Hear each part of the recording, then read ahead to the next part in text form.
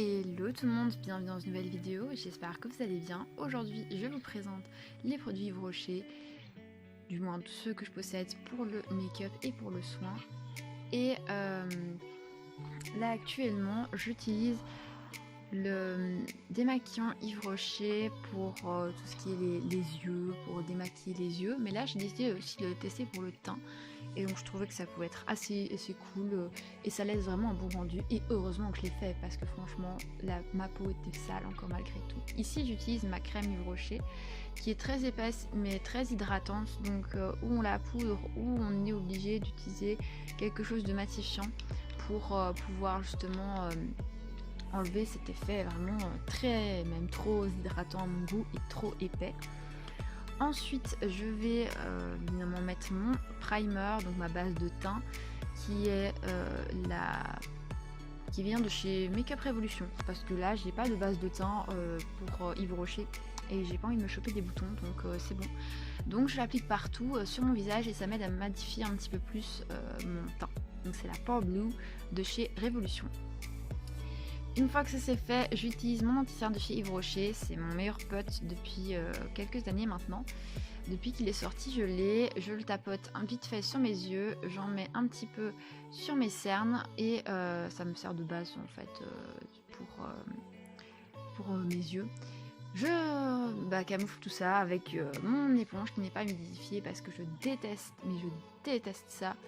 Donc hop, voilà, c'est fait. Ensuite je réfléchis qu'est-ce que je vais utiliser. Ah oui, mes trois petits pinceaux, mes trois fidèles petits pinceaux avec la palette de la collection 2018. Je souffle dessus parce que franchement qu'est-ce que c'est poudreux. Et j'utilise une première teinte qui est beige, mais un beige un peu plus taupe, que je vais appliquer dans le coin interne de mon œil et je vais remonter dans le creux de paupière. Donc je dois m'y reprendre deux fois parce que évidemment ça ne se voit pas assez à mon goût. Ensuite, hop, je vous rapproche un petit peu plus de moi parce que sinon on ne se voit pas assez. Et je vais faire la même chose de l'autre côté de mon visage. Donc je tapote, hop, et je mets dans le coin interne et je remets dans le creux de paupière. Ensuite, je ressouffle encore une fois parce que c'est toujours assez poudreux. J'utilise un rose un peu rouille. Je sais pas comment vous décrire la teinte. C'est la seule façon que j'ai trouvé où je pouvais la décrire.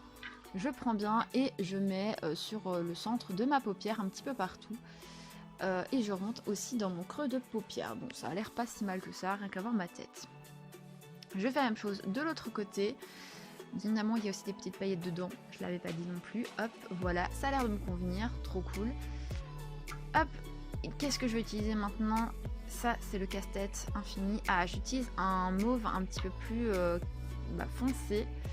Voilà ce que ça donne sur mon doigt et je vais l'appliquer au centre aussi de ma paupière, mais vraiment faire la démarcation entre mes deux fards. Et je vous avoue, c'est pas ouf du tout, ça ne se voit même pas et je ne suis pas du tout satisfaite.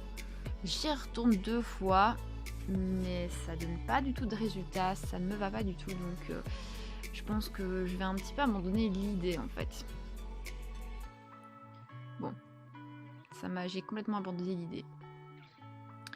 Ensuite, je vais utiliser ce beau pinceau pour m'aider à estomper évidemment mon creux de paupière. Et donc ce sera le plus beau beige chair comme la peau en fait, de la couleur de peau quoi en fait.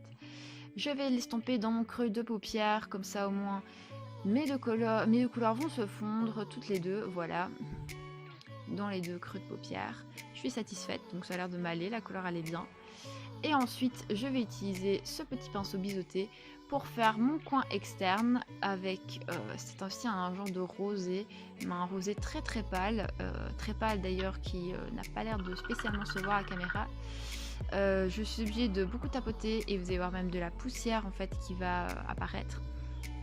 Mais voilà, c'est une bonne raison qu'en fait les fards sont extrêmement poudreux, mais pas du tout, mais alors là pas du tout très visible en fait. Même moi je voyais pas spécialement ce que je faisais. Ensuite j'utilise mon mascara Max & More, donc le voici, le voilà.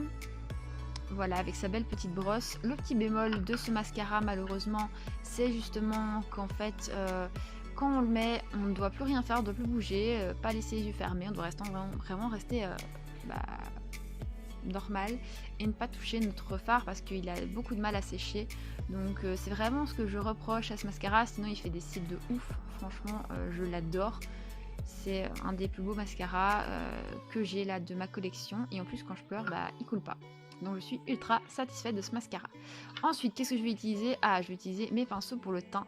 Je vais essayer de réchauffer mon teint en fait en appliquant la poudre matifiante colorée de chez Yves Rocher. Bon, c'était vraiment sans succès parce que ça se voit pas spécialement. Et là, je mets de l'highlighter, le double highlighter de la collection Noël 2019. Et donc du coup, hop, j'essaie d'appliquer un petit peu sur mon front en fait, tout simplement pour pouvoir donner de la lumière à mon front.